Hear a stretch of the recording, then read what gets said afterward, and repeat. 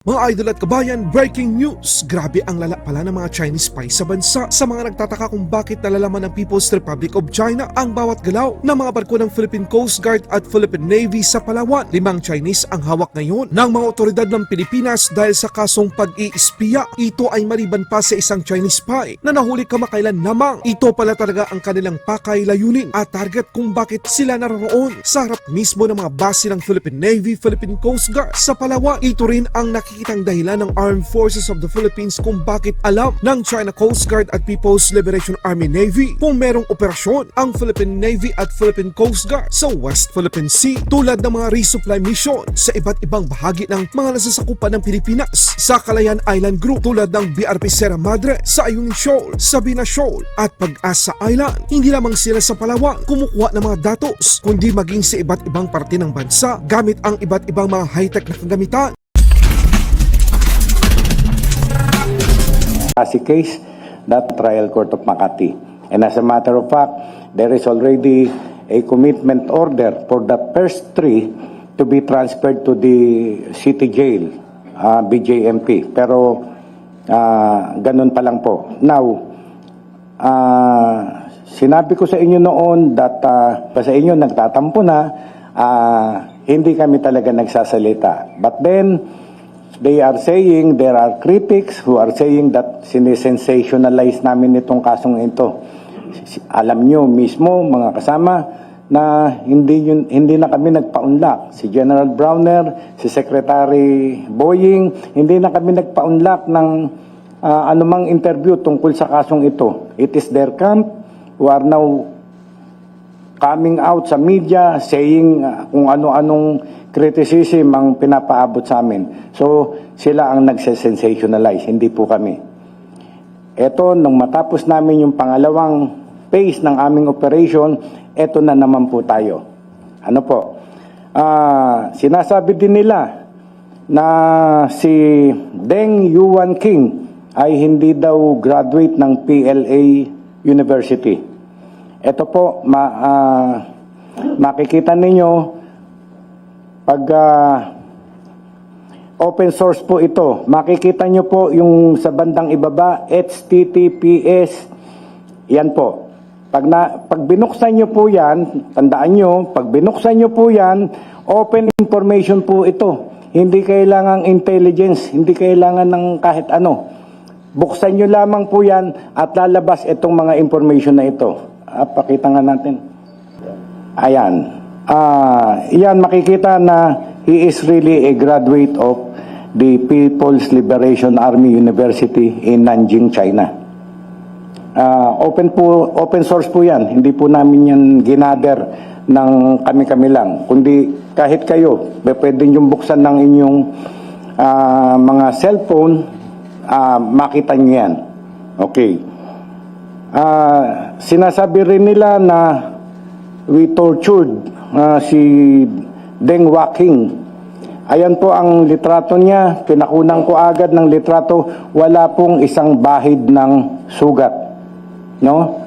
Some of you have gone there sa aming kulungan. Hindi po namin tinotorture yan. We have a scientific way of knowing the truth. We have a scientific way of investigating a crime. Hindi po kami gumagamit dito ng scientific method. No? Puro scientific lang. Okay, so ayan po, makikita ninyo, hindi namin sila sinaktan. Okay, Bayor, working in a company na nagmamanufacture ng autonomous car, yung kotse ba na walang driver, no? Anong crew daw? Puro daw. Asan na yung company na yun? That company, license ba yan sa Philippines? Etong si Deng Yuan King, license ba siya as surveyor? Remember that we have laws here na bago ka makapag-practice ng profession, you must be licensed. So he cannot show us anything about yung pagla-license nila. Sinasabi din nila na yung mga ICT equipment, yung mga gadgets na nakuha namin, pinakita namin sa inyo na nakamount sa kotse, ayan, ay mabibili lamang sa Lazada at saka sa Shopee. Totoo po yun. Pero yung mabibili nyo sa Shopee at sa Lazada ay yung mga commercial grade. Yung pang-ordinaryo lamang. Pero ang nakuha namin sa kanila, lalo na yung LiDAR, yung tinatawag natin na light detection and ranging. Yun po ay long range, high resolution LiDAR. Ayan po yung nakapatong, kung nakita nyo yung kotse noon, nakapatong parang taxi. Yan po ang nakuha namin sa kanya. At ang model po niyan, yung model po niyan, AT128. Yan po ay military grade. No? At hindi available sa Lazada at any market here in the Philippines. Yan po ay manufactured ng Hesai company na doon po sa China. At meron silang 3 lamang na pwedeng magbenta. Ayan po yung isa sa Japan, isa sa Indonesia at isa sa Malaysia. Sa Singapore. Okay, wala pong available niyan dito sa Philippines. So hindi po totoo yung sinasabi nila na commercial itong mga nakuha namin na equipment sa kanila. Okay. So, sinabi ko nga sa inyo na meron pa kaming patuloy na operation at ayun na nga sa tulong, cooperation ng Intelligence Service ng Armed Forces of the Philippines na pinamumunuan ni General Browner ay nagtrabaho kami. Alam nyo, ang intelligence natin ay covert operation. Tago. Kami, NBI, overt. So, humingi sila ng tulong sa amin, nag-joint forces kami, so we will conduct the surveillance, further surveillance, and arrest yung mga culprit. At ayun na nga po, nahuli namin 5. 2, kagagaling lamang po. Sa follow-up operation pa rin po namin, nahuli namin sa Intramuros si Wang Yung Yi. At sa Binondo, si Wu Chen Ren at ang pinaka-leader ng grupo ay si Kai Xiao Wang. Okay, o bakit hinuli namin sa iba't ibang lugar? Ano bang ginagawa nila doon? Kasi po, itong grupo nito, based on our surveillance, based on information, and based on extrajudicial confession of our witnesses, sila po ang nagmamanman doon sa Palawan. No? Naglagay po sila ng CCTV camera, a high-resolution solar-powered camera na nakapokus po sa ating dagat kung saan dumadaan yung mga barko natin papunta sa West Philippine Sea at bumabalik. So monitored po. Kaya napansin nyo po siguro, magdadala pa lang ng food supply ang ating mga barko, may nakaabang na dun. Monitored po tayo lahat. Okay. Ano po yung mga lugar na minamanmanan nila sa Palawan? Kasama po dyan yung Naval Detachment Oyster Bay sa Puerto Princesa, Coast Guard Station, Antonio Bautista Air Base, Del Pilar Class PS-16 Naval Base at yung dockyard po ng ating Philippine Navy.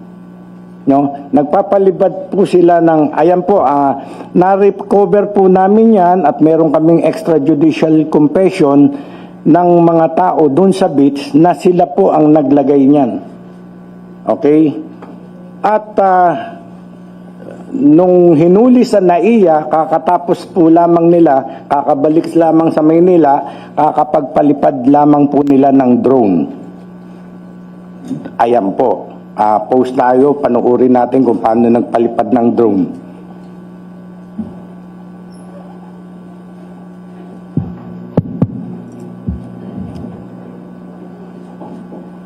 May we invite your attention to the screen?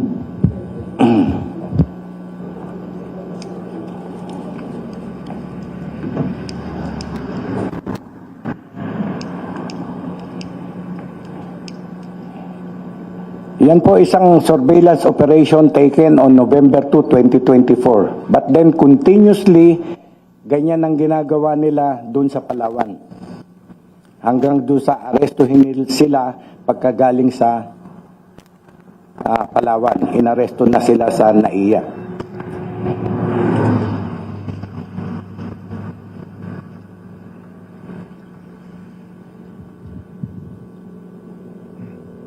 我手都酸了。 Sino ito? 大哥，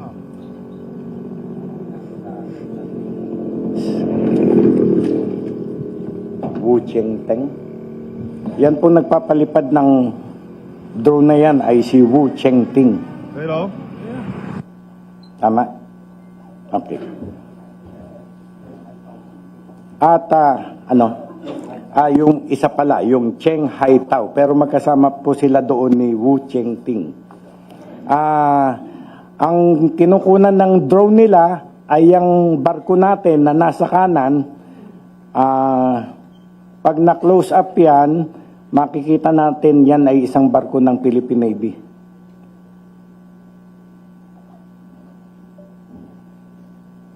Okay.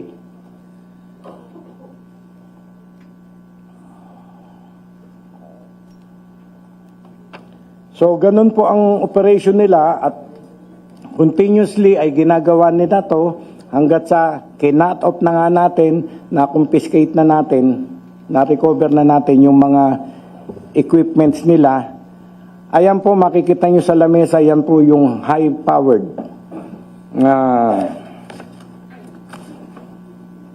CCTV.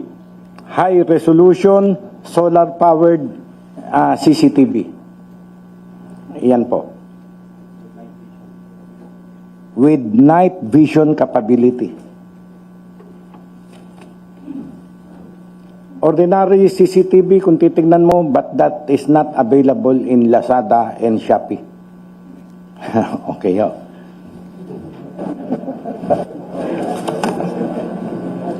Long range po yan. So, ayun po ang background ng ating operation. If you have any question, you can course your question sa aming magiting na cybercrime chief at special task force chief. Attorney Lutok, please. Thank you, Director, for the information and the clarification. Yeah. Good morning po sa lahat. Additional details. Yes, sir. Yeah, good morning po sa lahat. Actually, to continue doon sa statement ng aming director ho. Well, basically, we've received an intelligence packet from counterparts. And the information was saying that there was a group of Chinese nationals. They were monitored in Barangay Buena Vista, Puerto Princesa City. They were posing as buyers of marine products. They were roaming around the city and surveying for selling stations of that product. However, this group was seen frequenting Ulugan Bay, Puerto Princesa, and they were conducting aerial surveillance and reconnaissance, collecting imagery intelligence on the Naval Detachment Oyster Bay, or NDOB, in Barangay Bahili. This detachment is part of the Philippine Navy's Naval Forces West, or NAV4 West, and is strategically positioned near the South China Sea. Now, acting on the information, the NBI operatives conducted a validation process, and we were able to identify 5 members of the group, all of whom were Chinese nationals, based on their identifications, and they are members and officers actually of the Shaoxing Volunteer Group of the Philippines, as well as the Philippine-China Association of Promotion of Peace and Friendship Incorporated. Pinakita ko ni Director kanina yung mga deception and exploitation in terms of recruitment of unwitting assets. They would disguise themselves as harmless or members of a legitimate organization. They would establish contact with individuals who have access to valuable information without revealing the real identity. So from there, the target's trust can be exploited. They befriended with them, gradually earning their trust, and then subtly extracting information over time. So makikita nyo yung iba't ibang ID, please. They were using different IDs. Same person with multiple identities. And then as you can see, well, hindi namin kasama dyan. Meron kami dito, meron silang medical mission. May kasama silang some politicians. May kasama silang some higher officials. And as a matter of fact, as early as 2023, this group was monitored in Kahamutan Beach, in Barangay Buena Vista near NDOB. They tried to rent a portion of that beach and tried to install that kind of CCTV on that beach. Kasi yun, nasa harap lang siya mismo, yung picture ko nakikita nyo. Wala hong ibang lalabasan yung mga barko natin, dyan lang. So yung kahamutan na yan, doon ho sila nag-attempt to install ng CCTV. Yung long-range, high-powered solar version ng CCTV, para lahat ho ng lalabas ng barko patungong West Philippine Sea, mamamonitor ho nila. And then after that, noong November 2, 2024, na-monitor itong grupo na to sa Sands Beach Resort sa barangay remote access. Remote access. So, since then, yung CCTV hindi ho natanggal. In other words, the group is undoubtedly engaged and continuously engaging in data collection and disclosure of that data to outsiders. Those data affects the national defense, definitely to the injury of the Philippines, and that's why we conducted a hot pursuit operation for that effect. Malalaman ho ninyo yung Buliluyan, Batarasa is of strategic importance in the south of Palawan. The location is within the vicinity of EDCA site, and the Philippine Coast Guard vessels can be monitored from docking to its routine missions in the WPS. It serves as a secondary port due to its proximity to the North Balabac Strait, a vital sea lane of communication, where some PLA Navy vessels have been monitored passing through in the past months. So again, yung sinabi ko kanina ng director namin, yung nahuli namin sa Terminal 3, they have just committed the crime of espionage by conducting aerial reconnaissance using UAV or drone in the seas of Palawan, collecting and distributing this sensitive data to whoever they want.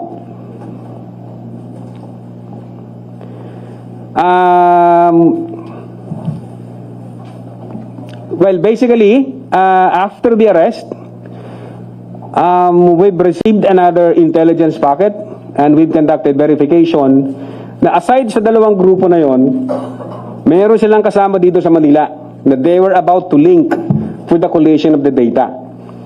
So nagkanda kami ng follow-up, yung kasamang dalawa na nasa Manila, based on the intelligence, meron silang nirerentahang kondo, high-rise kondo, at nag-install din sila doon ng ganyang klaseng CCTV. Jay, pwedeng, yan, makikita nyo, sa bintana yan, tingnan nyo yung power niyan in terms of zooming in and zooming out.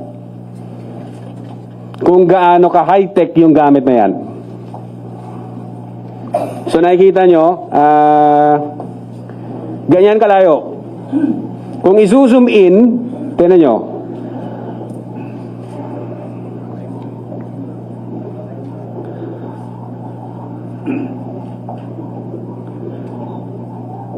See?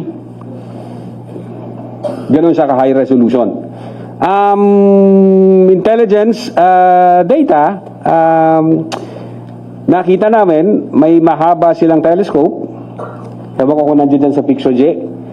Meron silang drones. Meron silang communication devices. And they are constantly, 24/7, monitoring the movement of our Coast Guard and naval assets there.